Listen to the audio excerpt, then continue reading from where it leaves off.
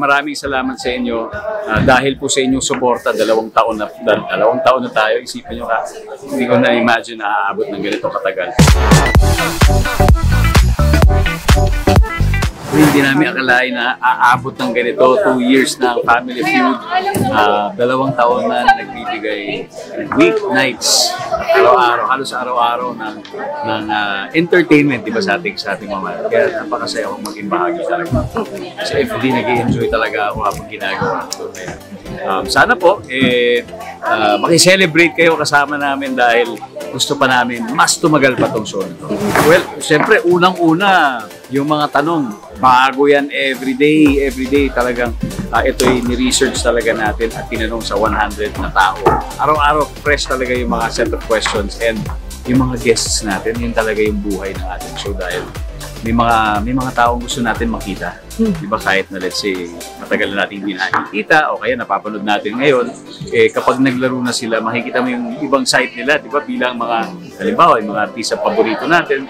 Pero kapag naglalaro na, nag-iiba na sila, nagiging, uy, parang ganyan din ako mag-isip bilang fan nila. So nakakatuwa makita sila dito sa Siguro.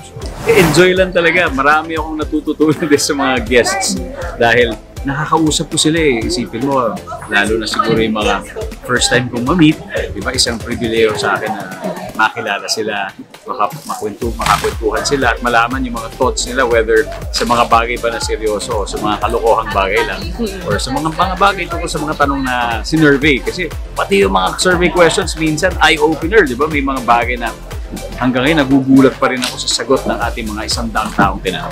Siyempre, yung grupo ng Showtime, dahil matagal na namin silang inaabang. Si Jen din, kasi dati si Barbie tsaka si David, naglaro na. Jen din na lang. Si Mr. Concepcion. Talagang sobrang excited kami na makapag-guest siya dito.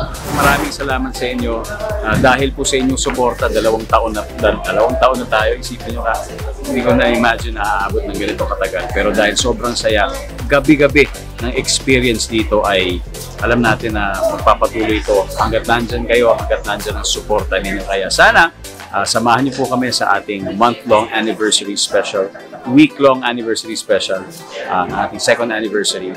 Hindi lang ngayon, kundi sa mga susunod pang mga year anniversaries natin. Kaya thank you sa ating mga viewers.